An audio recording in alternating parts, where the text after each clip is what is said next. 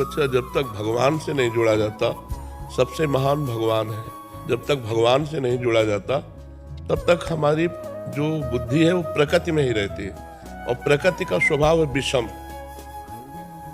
विषमता में जैसे आपको सुख का अवसर आया तो अहंकार आ जाएगा, दुख का अवसर आया तो शोक आ जाएगा।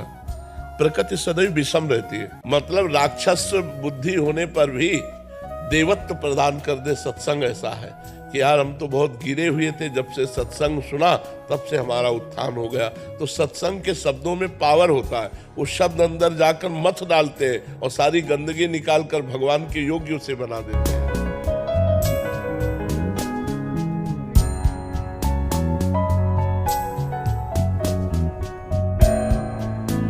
बहुत बढ़िया स्थिति है।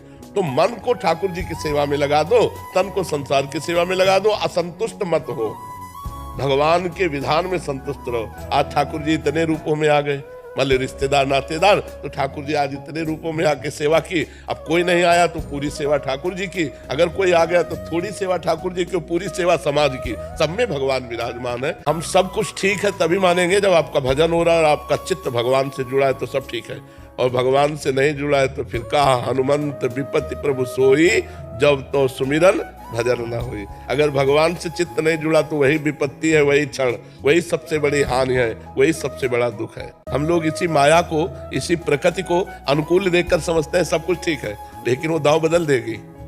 जहां अनुकूलता को देखकर राजी होगे तुम्हें राजी नहीं होने देगी, क्योंकि वो चाहती है कि हमें भोग करते हुए हमारे प्रीतम को प्राप्त हो। मायापति कौन है? भगवान है।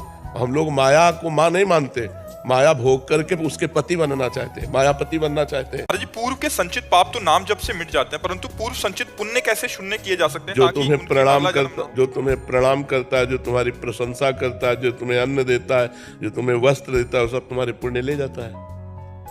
जो तुम्हारी निंदा करता है, तुम्हारा अपमान करता है, तुम्हें दुख मिलता है, तुम्हारे पाप नष्ट हो रहे हैं। और पुण्य और पाप दोनों भगवान की कृपा से एक साथ नष्ट हो जाते हैं। सबको चाहिए अपनी बुद्धि को शुद्ध करें, बुद्धि को शुद्ध करके सत्य के मार्ग में चलें। असतोमा सद्गमय, तमसोमा ज्योतिर्गमय, मृत्युर्मा अमृतम गमय। हमारी यात्रा मृत्यु से अमृत की हो, असत से सत्य की हो, अंधकार से प्रकाश की हो। तमसोमा ज्योतिर्गमय। जो हमारा अनसहन ईर्ष्या करे हमारे प्रति, जो हमारी निंदा करे, जो हमसे क्रोध करे, उनका भी मंगल हो, कभी अमंगल हो, ये भगवान से प्रार्थना करते हैं और अपने अंदर कोई विकार ना आने पावे, हृदय आनंद। यही तो भजन का फल है। तो ऐसा मानो कि भगवान हमको परीक्षा करके ये दिखा रहे हैं कि तुम्हारे अंदर कितनी क्षमता है क्रोध सहने की, गाली सहने की, अपमान सहने की। उधर सामने भगवान है, उधर मत सोचो कि उसका मंगल हो जाएगा, वो जीव है। नहीं, वहां बैठकर भगवान हमारा परीक्षण कर रहे हैं, ऐसा हमें सोचना चाहिए। अगर परमात्मा से जुड़कर प्रकृति का सेवन करें तो आप आनंदित हो सकते हैं। अगर परमात्मा से विमुख होकर परमात्मा की प्रकृति का सेवन करेंगे तो कभी पूर्णता की प्राप्ति नहीं हो सकती। तो दुख सुख की परिस्थितियों में हम समान रहें, ये भगवान से प्राप्त होता है। इसलिए नाम जप करो।